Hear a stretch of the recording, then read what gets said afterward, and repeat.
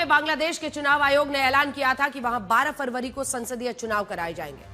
अब बड़ी बात यह है कि अगर बांग्लादेश में इसी तरह से हिंसा होती है तो चुनाव को टाला भी जा सकता है, मोहम्मद यूनुस का कार्यकाल आगे बढ़ सकता है, और अगर चुनाव होते हैं तो मोहम्मद यूनुस की अंतरिम सरकार संकट में आ सकती है। अब सवाल यही है, क्या मोहम्मद यूनुस की सरकार ने चुनावों को टालने के लिए और अपनी कुर्सी को बरकरार रखने के लिए उस्मान हादी की हत्या का आरोप भारत पर डाला, ऐसे हालात पैदा किए जिससे बांग्लादेश में 1.5 साल बाद होने वाले चुनाव को फिर से आगे के लिए टाला जा सके? ये बात हम इसलिए भी कह रहे हैं क्योंकि जिस उस्मान हादी ने शेख हसीना की सरकार गिराई थी, उसी उस्मान हादी से मोहम्मद यूनुस ने किनारा कर लिया था। उस्मान हादी ने इनकलाब मंच नाम का संगठन बनाया था। वो चाहता था कि इनकलाब मंच बांग्लादेश के संसदीय चुनावों में हिस्सा ले।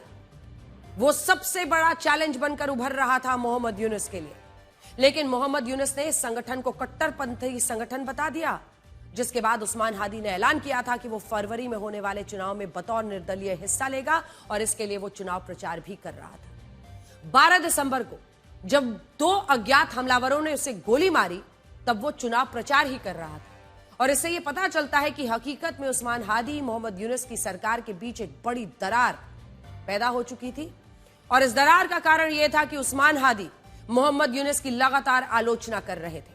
उनका कहना था कि मोहम्मद यूनुस ने जुलाई चार्टर को लागू नहीं किया, जिसके तहत 80 से ज्यादा सुधार होने थे। इनमें 40 सुधार बांग्लादेश के संविधान को लेकर थे, लेकिन मोहम्मद यूनुस ने कुछ नहीं किया। इनमें यह तय होना था कि कोई भी नेता लगातार 10 साल से ज्यादा बांग्लादेश का पीएम प्रधानमंत्री नहीं बन सकता। सारे अधिकार, सारी शक्तियां सिर्फ प्रधानमंत्री के पास नहीं हो सकती। यह बदलाव भी मोहम्मद यूनुस ने नहीं होने दिया। अलग अलग स्वतंत्र समितियां होनी चाहिए जो प्रधानमंत्री की जगह खुद फैसला ले, यह भी मोहम्मद यूनुस ने होने नहीं दिया।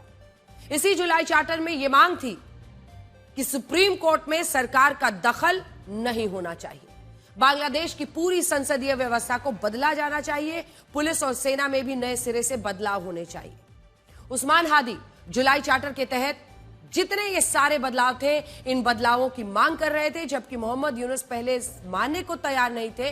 और अब अक्टूबर में जब वो ऐसा करने के लिए तैयार भी हुए, तब भी उस्मान हादी को उन पर भरोसा था ही नहीं।